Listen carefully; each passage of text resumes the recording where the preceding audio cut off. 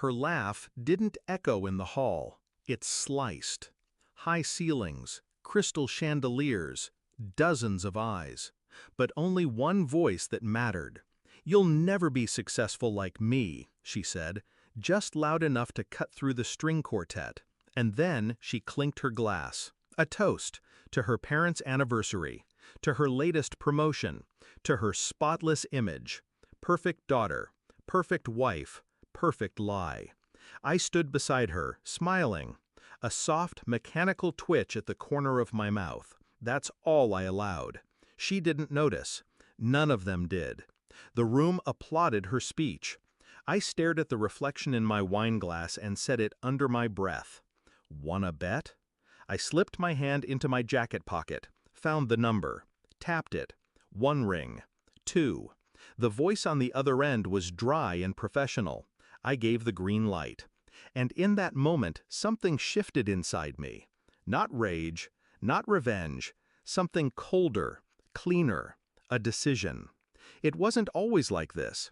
She used to call me her calm in the storm. Now, she was the storm, and I was just standing in it, letting it soak me to the bone. I saw it in fragments. The late meetings that didn't align with her firm's schedule. The new perfume, floral, too sweet for her usual taste. Her laughter at dinner parties that didn't reach her eyes when she looked at me. I kept notes, dates, times. Her lies weren't loud. They were soft, subtle, like silk wrapping a blade. The moment that snapped something in me wasn't even dramatic. It was Tuesday. She came home humming. She forgot to take off his cologne, and smiled as she kissed my cheek. I tasted him, right there, on her skin, her lips. She didn't flinch, which meant this wasn't new. That night, I stared at the ceiling. I didn't cry, didn't rage, I planned. I started with her calendar, took photos when she showered, synced her phone to my old laptop. She never noticed. She never imagined I was capable of anything beyond submission. That was her first mistake. I hired someone for the surveillance. Quiet, discreet, professional. I asked for discretion. What I got was proof. Photos, video, audio, different cities, same man, same hotel room, same lie whispered in his ear she used to tell me, "You make me feel alive." I watched in silence. No emotion, just cataloging. Each clip was another brick in the wall I was building between her and the life she thought she controlled. I asked for one more thing, a record of her finances. I wanted to know if the betrayal was emotional or strategic. Turns out it was both. A hidden account, regular transfers, to him. She wasn't just cheating, she was investing.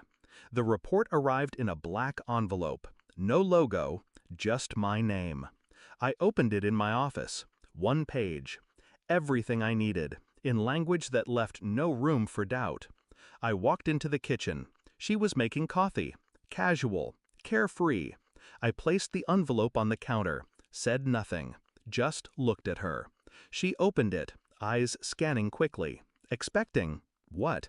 A love letter? Her hand trembled. The smile broke first, then her voice. "This isn't what it looks like." I tilted my head. "Isn't it?" She backed up a step, then another. She looked afraid, for the first time in our marriage. "Good. I can explain," she whispered. "I'm sure you can." And I meant it. She could explain it to the board, to her family, to the world. I was done listening. I made the call right before her speech, to the journalist, to the auditor, to her boss, to her father. Each received a version of the same file, not dramatic, just undeniable, proof. She stood at the podium, smiling as cameras rolled. Then the phone started buzzing. One by one, faces changed, eyes narrowed. Her father stood, her boss leaned forward. The projector behind her lit up. I didn't plan that part, but someone leaked the contents. And suddenly, the anniversary montage became a slideshow of betrayal. Frozen frames of her in bed with a man that wasn't me. The room went silent. Her voice cracked. My glass touched my lips, but I didn't drink. I just watched her unravel. And then I stood, walked out, never looked back. People say heartbreak makes you bitter, but bitterness is loud.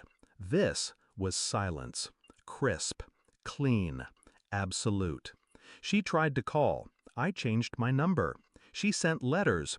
I returned them unread. The truth ruined her, but it set me free. I'm not angry anymore. I don't miss her. I don't love her. What I loved never existed. It was her performance, and I was just the audience.